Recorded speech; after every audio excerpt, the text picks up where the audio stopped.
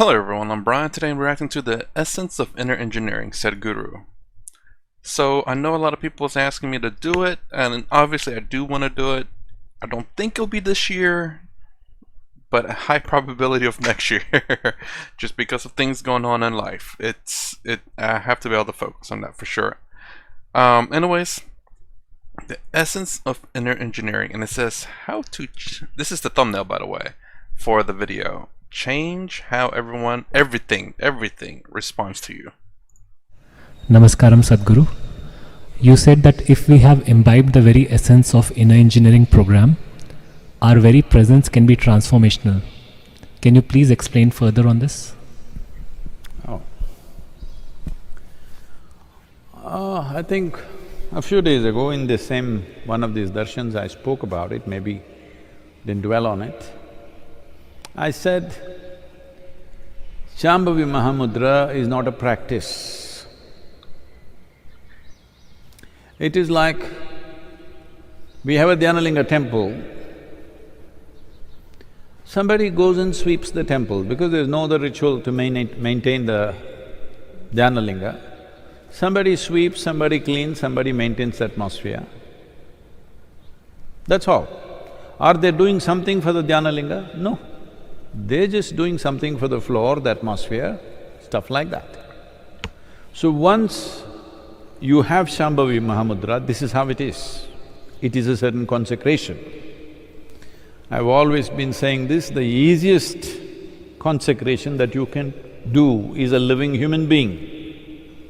It's not for nothing that human being is the peak of evolution on this planet, it's the best material you can find.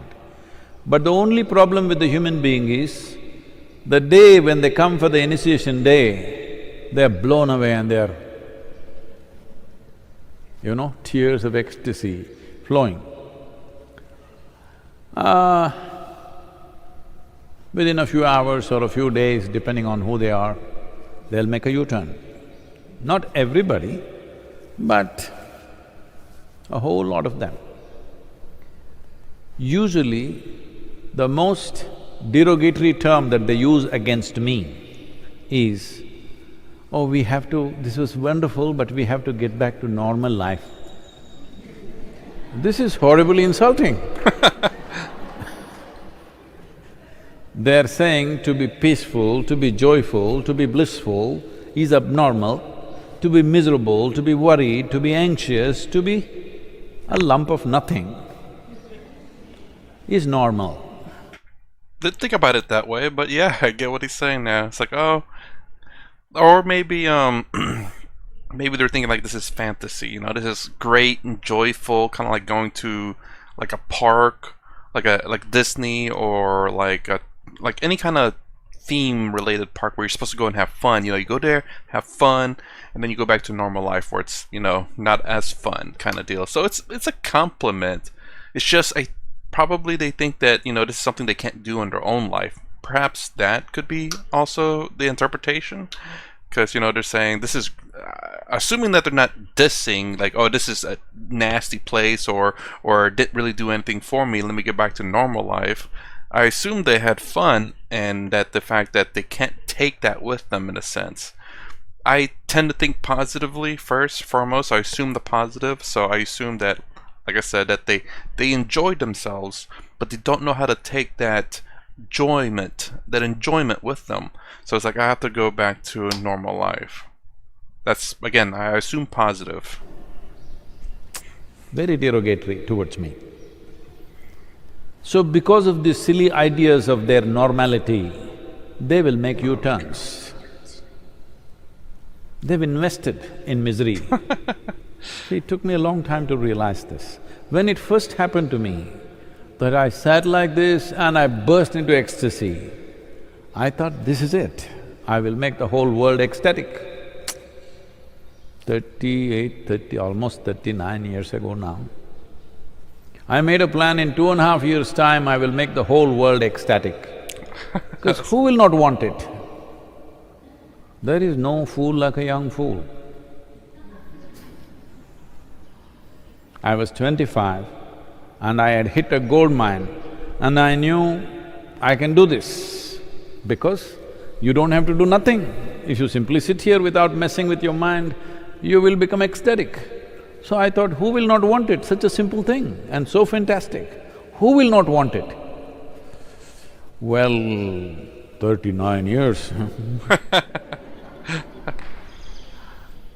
slowly realizing that people have such investments in their misery. Even if you show them an ecstatic way to live,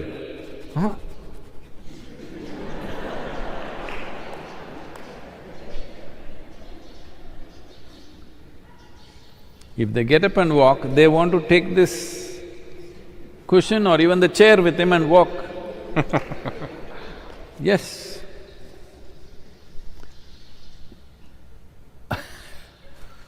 When I initially taught the inner engineering programs, they're just wild. I'm not dressed like this, I'm in a faded denim and a t-shirt, talking wild. My language was not cultured, I could say anything. Walking up and down and, announce a 4-day class and sometimes it goes to 6 days, sometimes it goes into 12 days, any which way. But they didn't understand a word that I was talking about. Even now, they don't. But their lives are transformed because that's the only way it works. Nobody is getting transformed because of the words.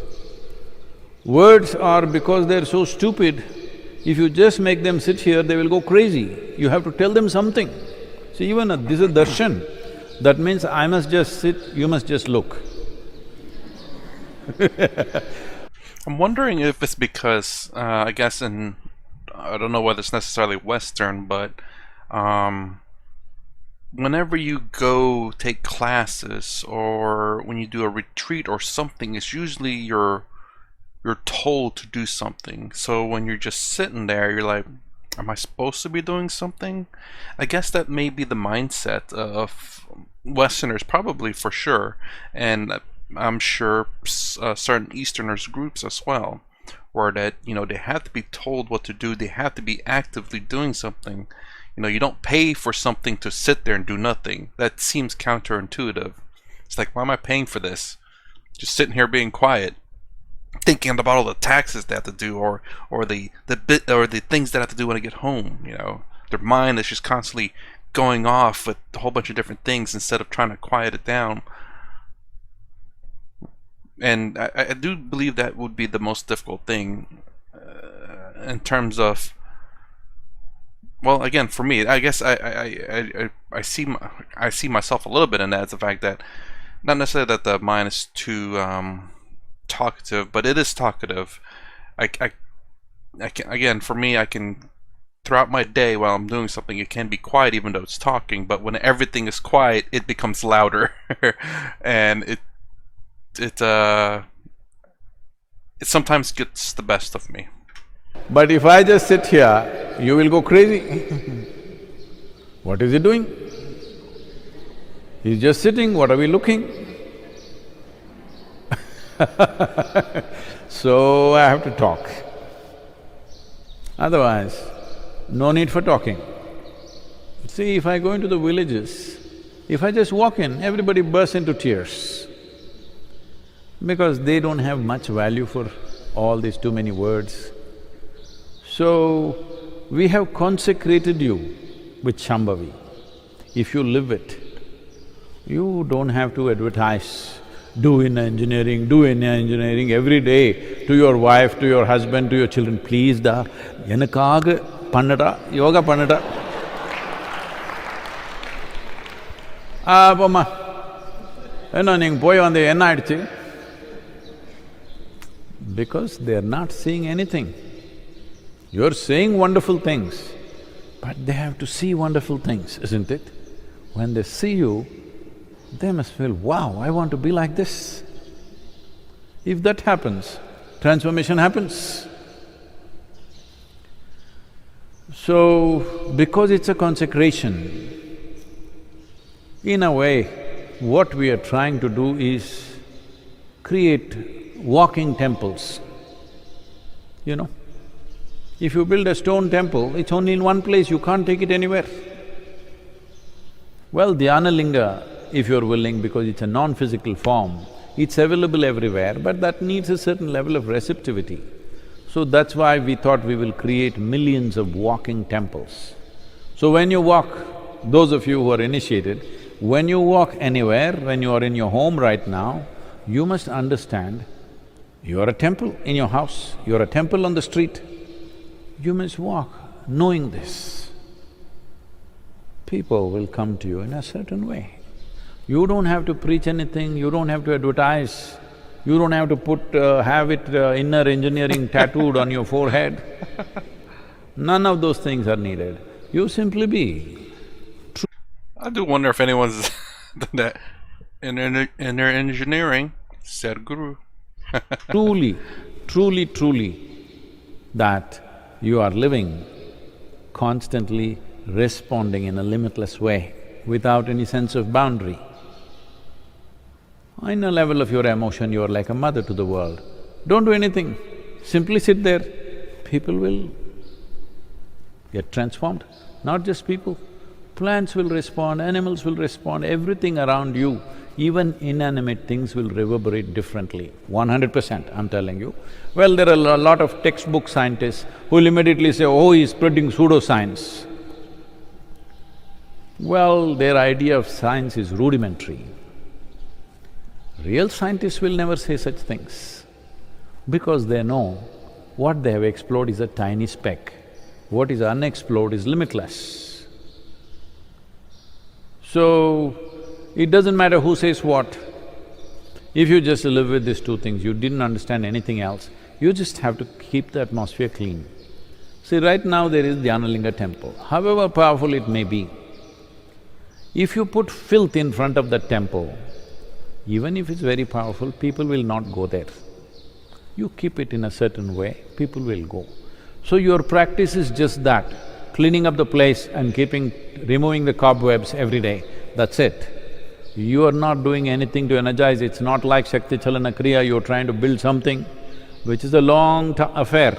That's why we shifted to Shambhavi, because I didn't see people have neither the perseverance, nor determination, nor commitment to really work to build themselves up to another level, because that's a lot of work.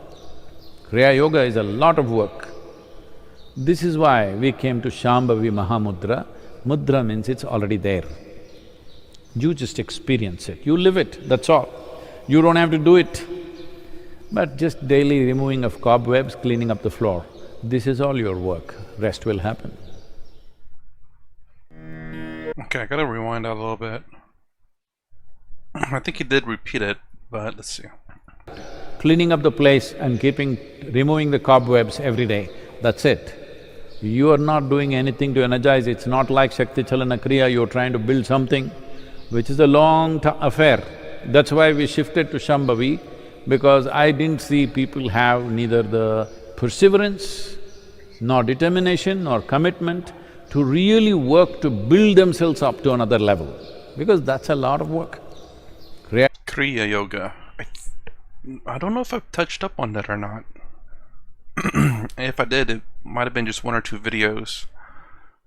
So Kriya Yoga seems to be a lot more work, a lot more building up versus Shambhavi Mahamudra. I wonder if I said that right. Did I say that right?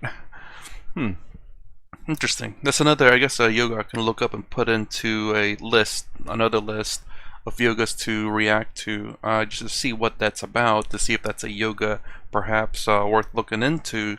So far right now, Advaita Vedanta, the four yogas are actually something that I believe in. You know, obviously your thoughts and actions, your emotions, your knowledge and meditation. Absolutely. That will definitely help you out in life and just in general. Even if you don't achieve I was gonna say awakening. Achieve how do I say, moksha or enlightenment or whatever it may be. You know, if reincarnation is true, just making a little bit of a little step forward in these yogas until your next life, and do just one more step. Say there's a billion steps, and you're at step 2, next life, step 3, next life, step 4. You know, at least you're making progress. That's always, I guess, always something I look at. It's like, you know, maybe you fail or whatever, but so long as you're making progress and learning in your failures. So anyways, the question I actually have, I don't remember if I asked before, but since it's a newer video, has anyone taken inner engineering? And also, you don't need to explain necessarily everything, but I'm curious as to like, what is it like? Is it just like, here's what you have to do for today, or is there someone there to say, okay, this is what we're gonna do for today? Do you have to dedicate time, or like, I'm curious as to how it works, just for those who have taken it, especially recently. And I just want to, I just don't know. I probably should look it up myself, but I want to I guess ask someone who's done it, just to see, and kind of like, what's the timeline? How long does it take? How long is the course itself? Just because I'm sure it changes from time to time, probably, just in terms of probably what's given or taught.